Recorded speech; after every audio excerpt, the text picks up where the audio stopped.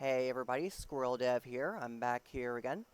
Sorry for the kind of a semi-long hiatus here.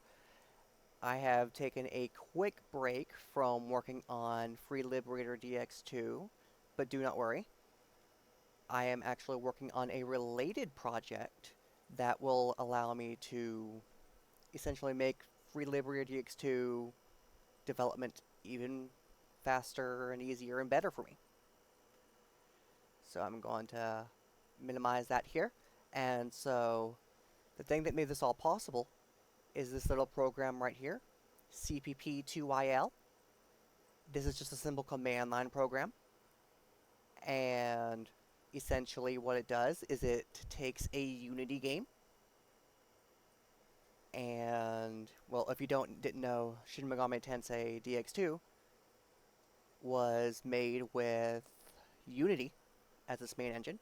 So what this does is it takes any Unity game and it kind of parses through it, and it'll create something called CPP2IL out. It'll create a bunch of these DLL files, but that's not what we want to work about. It actually parses those. And if we go in here, it'll parse each of those DLLs into types. And then here's what we're really interested in, method dumps. Now, through some looking around, and all these method dumps are essentially the source code for the app. Well, not from Sega, but, decompiled. But through some digging around, I found that in the Yumiko HTTP folder is all of the stuff that has to deal with connecting to the server.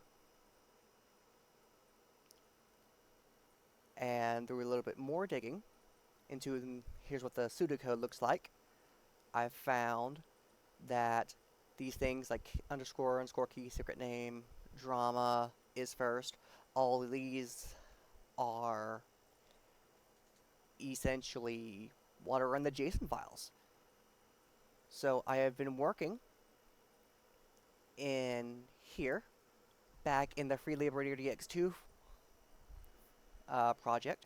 I have been using the test.js, which I have basically added into my git ignore, if you guys didn't know.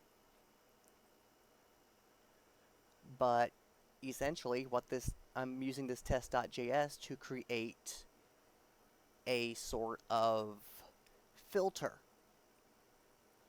that will allow me to scan each of these files, filter out, okay, what are the keys, and whatnot.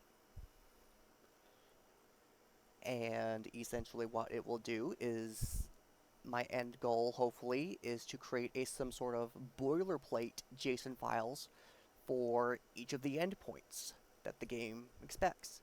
And so this will make development for those endpoints on my end a heck of a lot easier, because then I can just focus on filling in the variables and figuring out what all those are supposed to be.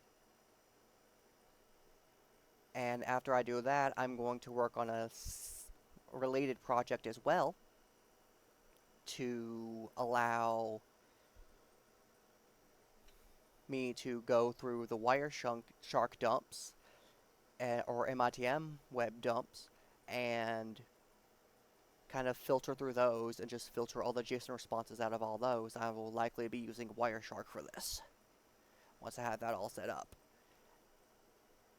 But that is all for this little update.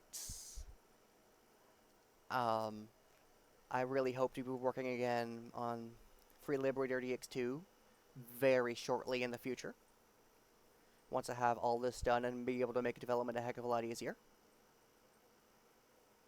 So I guess that is all for now. So Squirrel Dev signing out.